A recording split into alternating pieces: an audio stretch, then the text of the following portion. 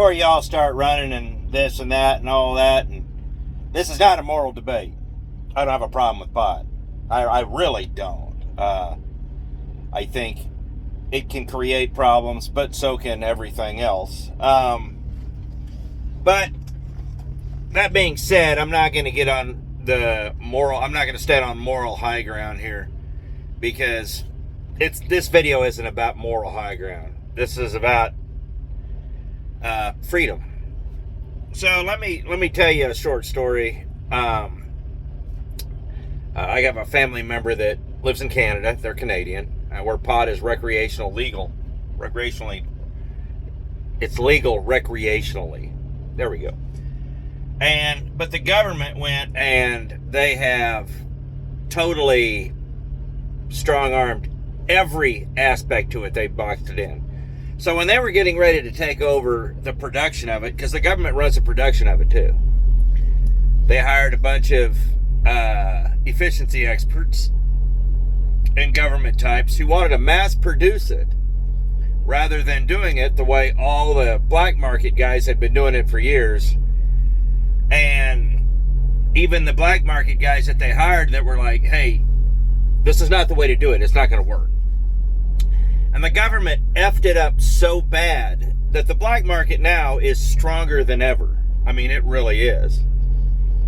Now, truthfully, the one thing that does scare me about pot is that it's not natural anymore. I saw something about this the other day. It's a plant. No, this is hybrid, genetically spiced. The whole the pot your grandpa was smoking versus the pot they're putting out now, night and day. I mean, there's a week's worth of differences there.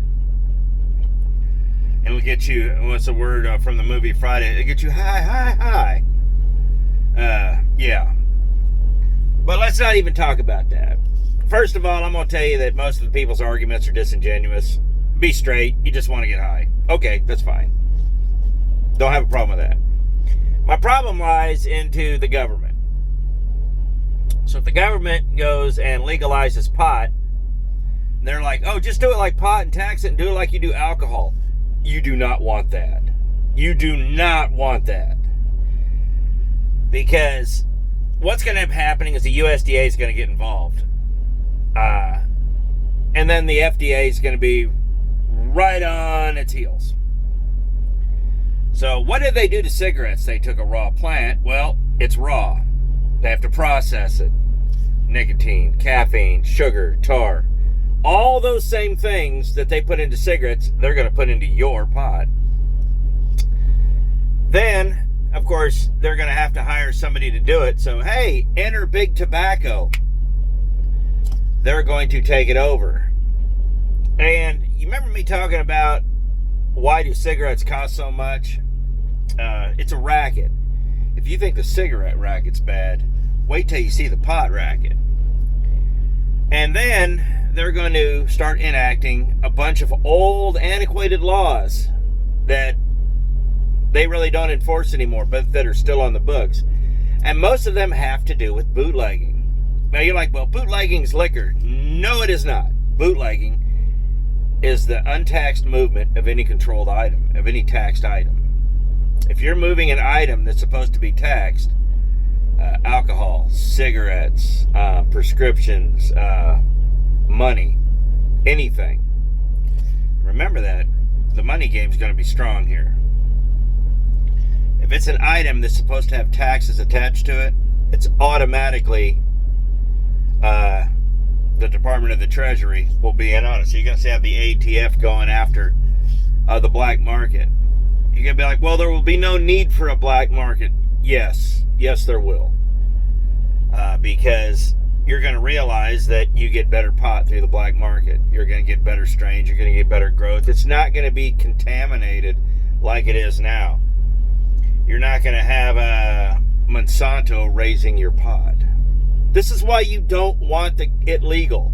You want it decriminalized. That's it. You want it decriminalized. You don't want it legal. So if you decriminalize it without making it legal, everybody can have your own devices. You get caught with a joint, as long as you're not driving or harming yourself or somebody else. working on heavy machinery. And just like anything else, 85% of the people aren't going to have a problem. It's the 10 to 15% like alcohol that are going to ruin it for everybody. But that's a story for another day. So that's my position.